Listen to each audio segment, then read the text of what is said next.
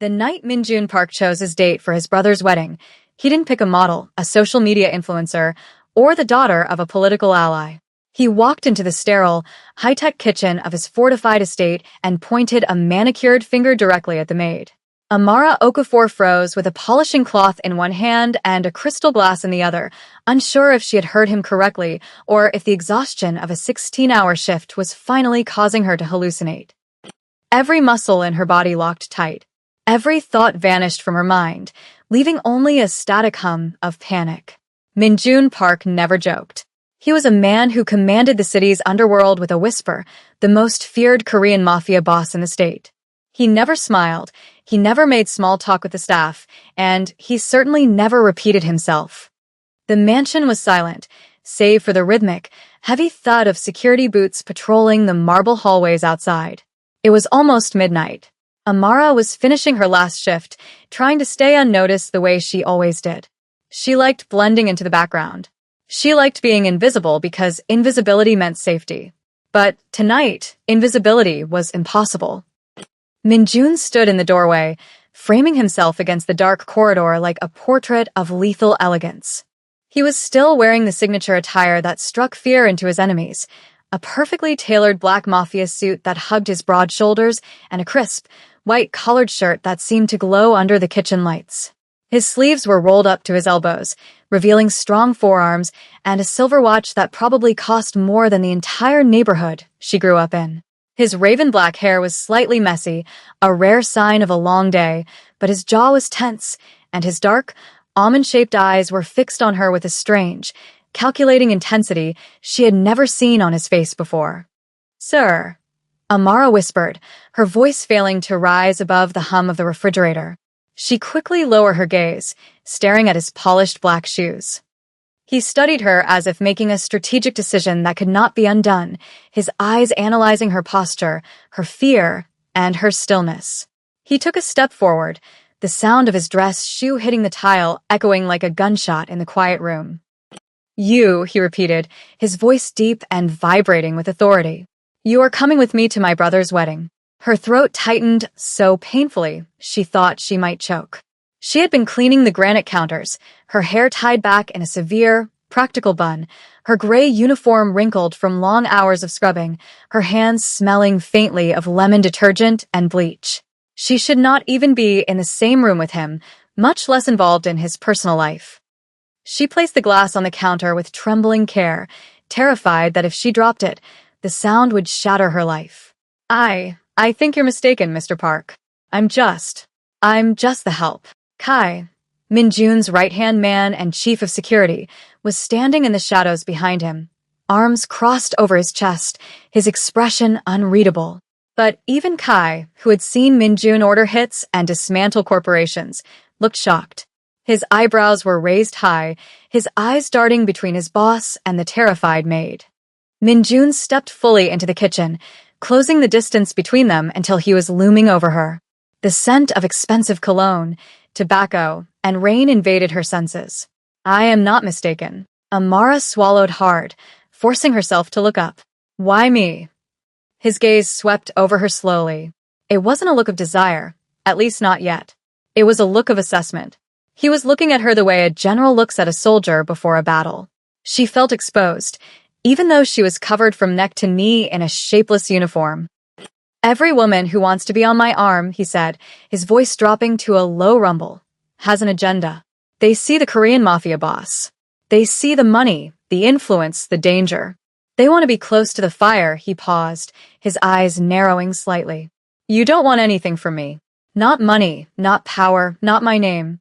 In fact, you seem to want to be as far away from me as possible." Amara blinked, confused. "I don't understand." "You are the only person in this house who looks me in the eye without pretending," he said. "You fear me, yes, but you do not lie to me." Grace's heart hammered against her ribs. She had never heard him speak this openly. She wasn't even sure he had a heart until this very moment. But before she could formulate a response, the sharp click of heels on the tile broke the tension. Madam Park, Minjun's aunt and the matriarch of the household, walked into the kitchen. She was a woman of steel and tradition, dressed in silk, her face set in a permanent expression of judgment. She stopped immediately when she saw the tableau, the powerful Mafia boss standing inches away from the cleaning girl. Minjun, she said carefully, her tone dripping with warning. Please tell me you chose a suitable date for the wedding. The Kims will be there. We cannot have people talking. He didn't look away from Amara. He didn't even flinch. I chose her. Madam Park followed his gaze, saw Amara, and her eyes widened in horror. She clutched her pearl necklace, as if physically struck. The maid? She whispered, her voice full of disbelief and disgust. You are taking the maid? Have you lost your mind? Kai coughed into his hand to hide a laugh, shifting his weight by the door. Amara wanted to disappear into the floor tiles. She felt the heat rising in her cheeks, a mix of embarrassment and fear. Minjun turned his head slowly to face his aunt. Yes. Amara will accompany me. But she is staff, his aunt insisted, stepping closer, her voice rising. She is a nobody, and the people attending the wedding are the elite of this country. Senators, CEOs, other family heads. You cannot bring her. I don't care who they are, Minjun cut her off, his voice cold and sharp like a blade. You seem to forget who stands before you, aunt. I am the head of this family. I am the Park family, and this is my choice. The silence that followed was deafening. Madam Park pressed her lips together until they were white. She glared at Amara with pure venom, then turned on her heel and stormed out of the kitchen, muttering in Korean about disgrace and tradition. Amara took a shaky breath, her hands gripping the edge of the counter for support. Mr. Park, I really don't think you should. Unless you are refusing, he said, turning back to her, his voice lowering dangerously. Refusing him? Refusing Minjun Park. Refusing the most feared man in the city. A man who could destroy lives with a single word? She knew the stories. She knew what happened to people who said no to him. She could barely force her lips to move. I'm not refusing. I'm not sure why you want me there. I have nothing to wear. I don't know how to act around people like that. I've never been to a wedding like yours. He took one step closer, invading her personal space. You make people underestimate you, he said. That is an advantage. And tonight reminded me that I want someone beside me who keeps me grounded. She felt something heavy and warm twist inside her chest. No one had ever described her as an advantage. Throughout her life, she had been a problem to be solved or a person to be ignored. I don't have a dress, she whispered, looking down at her worn sneakers. That will be handled, he interrupted. You won't go in your uniform. Boss, are you sure? Kai asked, stepping forward, his tone serious now. She'll be surrounded by press, politicians, business giants, and our rivals. If she panics. My decision is final, Minjun stated, ending the conversation. He looked at Amara one last time. Be ready at 7 o'clock tomorrow morning. A driver will pick you up. And Amara? She looked up quickly, caught by the command in his tone. When you walk into that wedding on my arm, he said, his eyes sharp and serious, burning into hers. You are under my protection all night. Everyone will know that. No one touches you. No one disrespects you. Her breath trembled. Okay. He nodded once more and left the kitchen with Kai trailing behind him. The moment the door closed, Amara's legs gave out. She sat at the small staff table and pressed a hand to her shaking chest. Protection. His world. His arm. She didn't fully understand what that meant, but she understood enough to be afraid. Breathing unevenly, she walked to the back hallway where the staff lockers were kept. She opened hers quickly and pulled out a small, crumpled photo she kept hidden behind her uniform. It was a photo of a different life, a different city, a different version of herself. She stared at it with wide, tense eyes. If someone recognized her at that wedding, if someone remembered what happened 2 years ago, if anyone connected her to the man she once ran from, everything could fall apart. She closed the locker with trembling fingers. Tomorrow she would walk into a world where she absolutely did not belong. Tomorrow, every eye in that room would be on her. And she had no idea what Minjun Park had just dragged her into. Amara barely slept.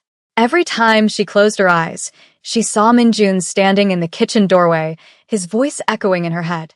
You are under my protection. By 6 o'clock in the morning, she was standing in front of the small mirror of the staff bathroom, still in her uniform, hair tied up, dark circles under her eyes. Nothing had changed on the outside, but inside, everything felt different. What kind of woman becomes the date of a Korean mafia boss overnight? Certainly not her. At 7 o'clock sharp, the house shook with movement. Security walked faster. Staff whispered in the corridors. A black armored SUV waited outside the staff entrance, not the main one. Amara stepped out slowly, heart pounding against her ribs. Kai stood beside the SUV, checking his watch. "You're on time," he said, sounding relieved. He opened the door. "Get in." She sat quietly in the back seat as the car pulled away from the mansion. The city flashed by the tinted windows, cold morning light reflecting on the glass buildings. "Where are we going?" Amara asked, her voice small. "To prepare you," Kai replied simply from the driver's seat. Boss wants everything perfect. Perfect. Perfect for Minjun Park standards was a terrifying concept. The SUV stopped in front of an upscale penthouse building downtown. Amara hesitated before stepping out. She felt completely out of place with her old uniform and worn sneakers. Inside the private elevator, Kai pressed the button for the top floor. "You nervous?" he asked, glancing at her reflection in the metal doors. Amara nodded. "Just follow his lead," Kai sighed. "Don't overthink it. And don't fight it. The boss knows what he's doing." The elevator opened to a huge penthouse filled with natural light, polished floors, ivory sofas, and windows overlooking the entire skyline. A woman in her 40s, stylish and confident, walked toward Amara. "You must be Amara," she said with a warm smile. I am Soin. "Minjun called me personally," Sujin continued, circling Amara. "We have a lot of work to do." Two assistants appeared and guided Amara to a large dressing room. She tried to protest. "I'm just..." Sujin stopped her gently. "I know who you are, and I know what is happening tonight. Listen to me, Amara. You are not just anything. Not for tonight. Minjun does not bring casual dates to family weddings." Amara swallowed hard. "But I don't belong in places like this." Sujin stepped closer, lifting Amara's chin with kind fingers. "Every woman belongs where she is respected. And Minjun Park clearly respects you." The preparation took hours. The first step was the hair. They undid her tight bun and washed the chemical smell of cleaning supplies away. Sujin's fingers moved carefully, applying treatments, brushing, and styling. When she was done, Amara's hair fell in soft, voluminous waves that framed her face, giving her a softness she hadn't seen in years. Next came the makeup. Sujin used rich, warm tones that complemented Amara's deep skin tone. She highlighted her cheekbones and gave her a natural glow. Amara stared at her reflection, almost frightened by the new face looking back. She looked powerful. But then Sujin stepped aside and revealed the dress. It was hanging on a golden rack, isolated from the rest. A floor-length, stunning emerald green gown. Amara's breath vanished. I can't wear that." Sujin smiled. "Oh, yes, you can." Minjun picked the color himself. He said black was too common and red was too aggressive. He wanted you in green. "Why?" Amara whispered. "Because green is the color of life," Sujin said softly. "And he said you are the most alive thing in his world." Amara's stomach twisted. He picked it. Sujin helped her step into the dress. As the silk slid over Amara's skin, she felt the world tilt. The fabric hugged her curves perfectly, the emerald color making her skin radiate. The neckline was elegant but bold. When the zipper closed, she didn't recognize the woman in the mirror. A shy knock came at the door. "Sujin? Is she ready?" It was Kai. "Come in," Sujin called. Kai stepped in. He froze mid-sentence. His eyes widened slightly. For the first time since she met him, the stoic security chief was speechless. "I'll take that as approval," Sujin smirked. Kai cleared his throat, regaining his composure. Yes. "That will work. The boss is waiting downstairs." They rode the elevator down again. Amara couldn't stop touching the fabric of the dress, afraid it would turn back into her uniform at any moment. Outside, another SUV waited. But this time, Minjun stepped out as soon as the car arrived. He was breathtaking. He wore a fresh black Mafia suit, tailored to perfection, the white shirt crisp against his tan skin. His hair was styled back, revealing his sharp forehead and intense eyes. He looked untouchable. Minjun walked toward her slowly, his eyes never leaving hers. For a moment, Amara forgot how to breathe. Kai opened the back door automatically, but Minjun didn't move toward it. He stood in front of Amara, his expression completely unreadable. When he finally spoke, his voice was lower than she expected. Turn around. Amara hesitated, heat rising to her cheeks, but she obeyed. She turned slowly, letting him take in the dress, the hair, the change. When she faced him again, his jaw flexed. He stepped closer, too close, and fixed a strand of her hair behind her ear with a slow, deliberate touch. His fingers were warm against her skin. You look, he paused, his eyes lingering on her face, perfect. The word made her heart race uncontrollably. Minjun held out his hand. Not a command, but an invitation. Ready? No, she admitted in a whisper. He smirked faintly, the closest she had seen to a smile. Good. I don't trust people who walk into danger without fear. She swallowed. Is it really danger? His eyes locked onto hers. Everything in my world is danger, Amara. He guided her into the SUV, his hand resting possessively at the small of her back. Inside the car, their shoulders almost touched. The tension was so thick she could feel it in the air. Why green? She asked softly as the car merged into traffic. Minjun turned his head toward her. Because everyone expects the Mafia boss to bring a woman in red or black. Green is unexpected. It demands attention without asking for it. He looked at her profile. Like you. The car drove through the city, approaching the luxurious hotel where the wedding would take place. The closer they got, the more anxious Amara felt. Minjun extended his hand again, palm up. Amara. She looked at it, then at him. You walk in with me, he said. You stay on my arm. You do not talk to anyone alone. You do not leave my side. I will not let anything happen to you tonight. Why? She asked, her voice trembling. Why are you doing all this for a maid? A long silence followed. His jaw clenched. Finally, he said, because when I look at you, I don't see a maid. I see the only real thing I have left. The car stopped. Cameras flashed outside. Guests turned their heads. People whispered at the sight of the Park family convoy arriving. Minjun offered his hand, once more. Amara took it. He stepped out first, tall, powerful, commanding. Then he helped her out. As her emerald dress touched the ground and she straightened herself beside him, the entire front entrance of the hotel went silent. Whispers erupted instantly. Who is she? Is that Minjun Park? Is that the maid? Look at that dress. Minjun placed his hand on the small of her back, guiding her through the stunned crowd with confidence, possession, and a strange hint of pride. Amara could hardly breathe. She was just a maid yesterday. But tonight, she was the woman walking on the arm of the most dangerous Korean mafia boss in the city. The moment Minjun and Amara stepped through the golden doors of the hotel ballroom, the atmosphere shifted.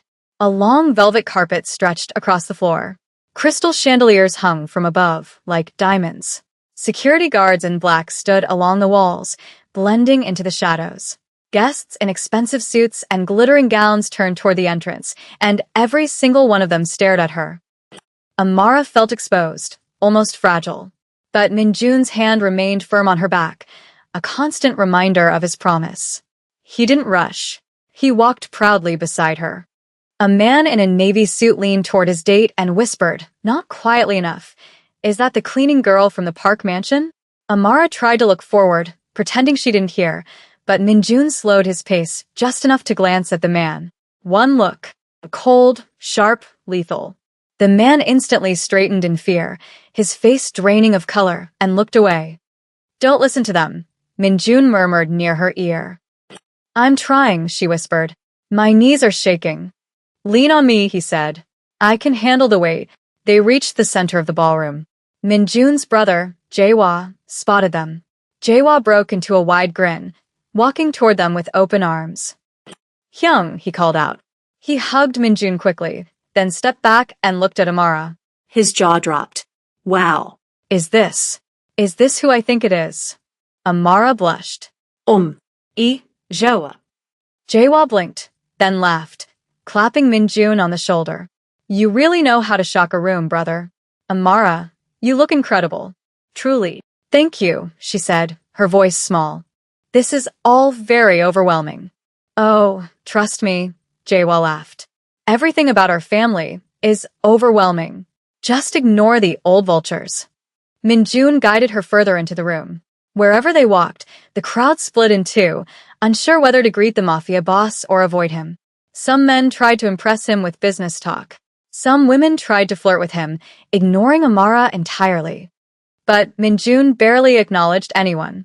His focus kept drifting back to Amara. He scanned the room constantly, not for gossip, but for threats. Dance with me, Minjun said suddenly, stopping near the dance floor.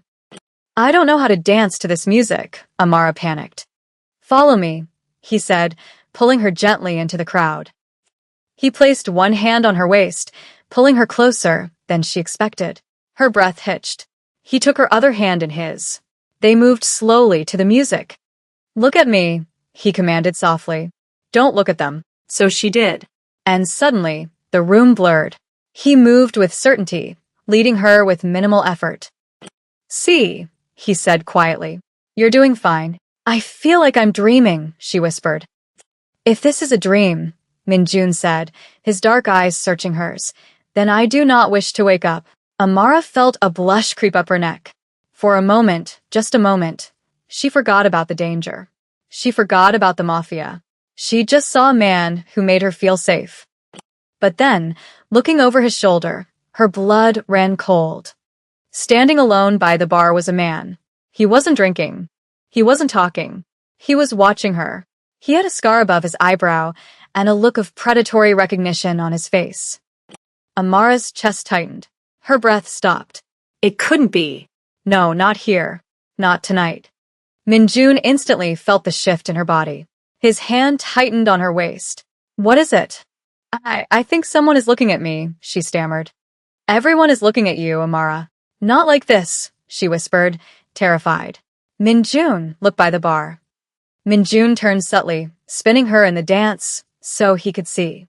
His eyes locked onto the man near the bar. The man didn't look away. He smirked and raised a glass in a mocking toast. Minjun's body went rigid. The temperature around him seemed to drop 10 degrees. Who is he asked, his voice dropping to a dangerous low. His name is Damon Cross, Amara whispered, tears forming in her eyes. I haven't seen him in 2 years. I ran away because of him. Minjun didn't ask questions. He didn't hesitate. He stopped dancing immediately. He took her hand, his grip like iron, and led her off the dance floor. We are leaving, he said. But the wedding? The wedding is over for us, he said sharply. He signaled Kai with a sharp look. Kai moved instantly, speaking into his earpiece. They moved toward the exit. Amara felt her legs shaking. Minjun, I'm scared. If he's here, he knows where I am. You are with me, Minjun said, his voice furious but controlled. And if that man is connected to your past, then he just made a fatal mistake. The ride back to the mansion was silent and terrifying. Minjun was on his phone, speaking in rapid-fire Korean, giving orders that sounded like military commands. Amara sat in the corner, hugging herself. When they arrived, Minjun didn't take her to the staff quarters. He took her straight to his private office in the west wing of the mansion. Sit, he ordered, pointing to a leather chair. She sat. Minjun paced behind his desk, loosening his tie. Kai stood by the door, locking it. Tell me everything, Minjun said, slamming his hands onto the desk. Who is Damon Cross and why did you run from him? Amara took a shaky breath. 2 years ago, I worked at a diner in Chicago. One night, I went out back to take out the trash. I saw Damon and 2 other men beating a man to death in the alley. Minjunes asnerot. Did they see you? Damon did, she whispered. He smiled at me. He told me if I went to the police, he would find me. I ran that same night. I changed my name. I moved states. I took the job here because I thought a fortress like this would be safe. And you didn't tell me, Minjun said, his voice tight. I was afraid, she cried. I was afraid of bringing trouble to your house. Minyon stopped pacing. He looked at her, his expression softening slightly. He walked around the desk and crouched in front of her, taking her trembling hands in his. Amara, look at me. She met his gaze. You think a street thug like Damon Cross scares me? He asked. You think he is trouble for me? He's dangerous, she insisted. I am the danger, Minjun said, his voice low and vibrating with power. I am the one who knocks on the door at night. Damon Cross is a nuisance. But now. Now he has targeted you. He stood up, pulling her up with him. You are no longer staff, Amara.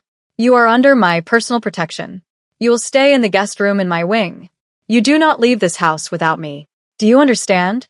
Minjun, you can't. I can and I will, he said.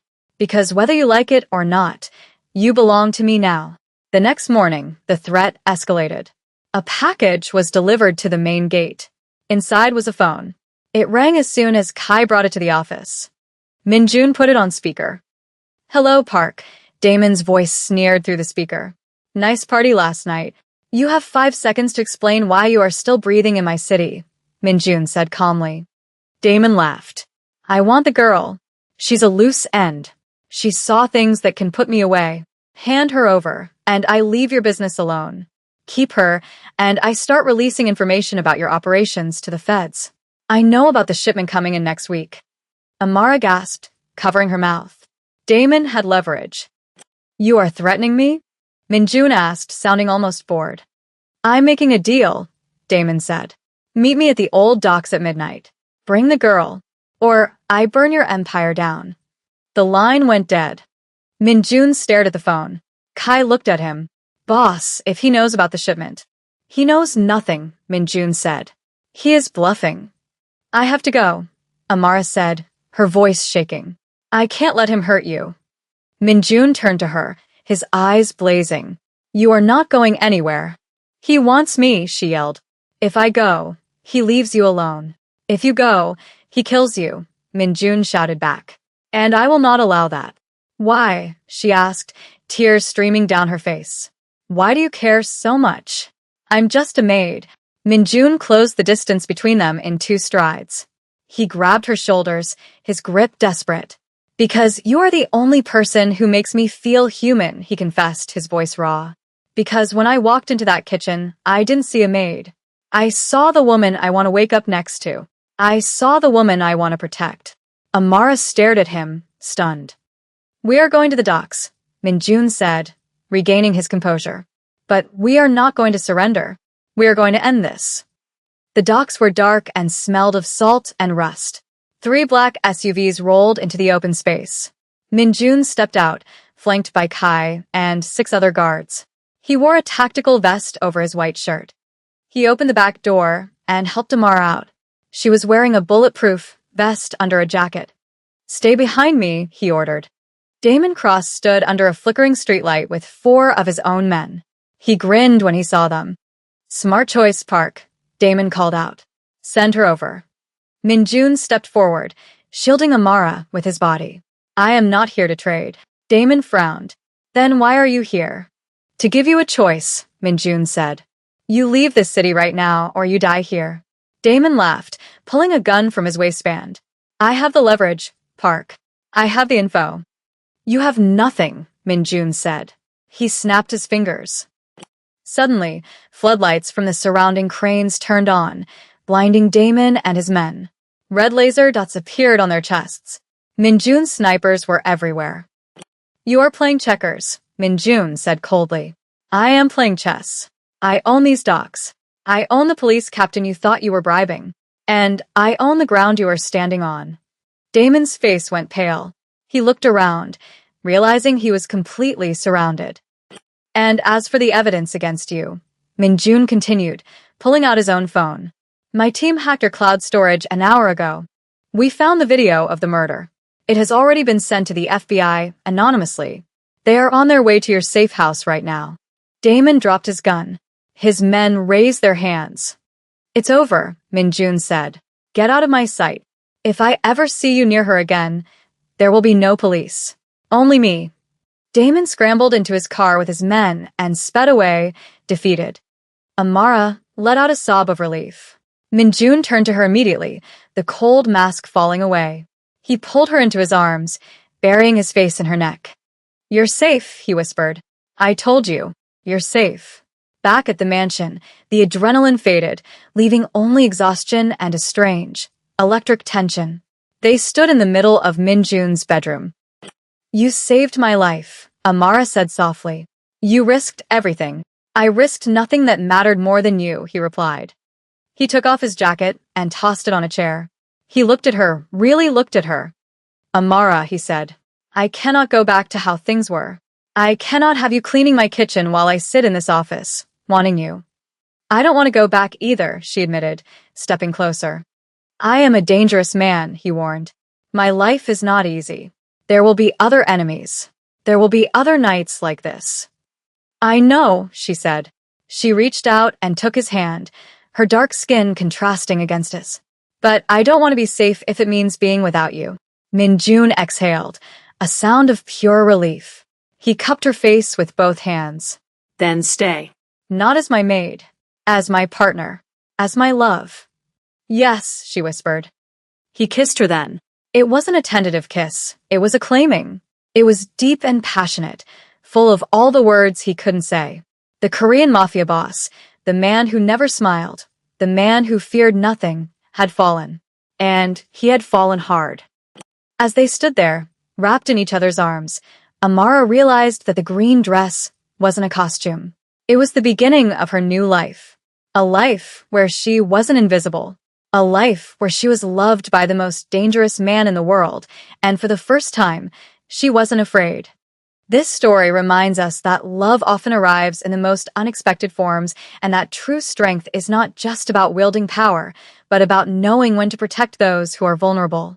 Minjun's journey teaches us that judging someone by their social status, whether a maid or a mafia boss, blinds us to their true character and integrity. It highlights the moral value of facing our past with courage, as Amara did, rather than letting fear dictate our futures. Furthermore, it shows that vulnerability is a strength. Minjun only found true happiness when he lowered his walls and allowed himself to trust. Ultimately, the story is a testament to the fact that everyone deserves to be seen, respected, and loved for who they are, not what they do for a living. What did you think about Minjun's decision to risk his empire for Amara? Do you think you could be as brave as Amara was in facing her past? Let us know your thoughts in the comments below. If you enjoyed this emotional roller coaster of romance and danger, please subscribe to our channel and hit the like button. Thank you for watching.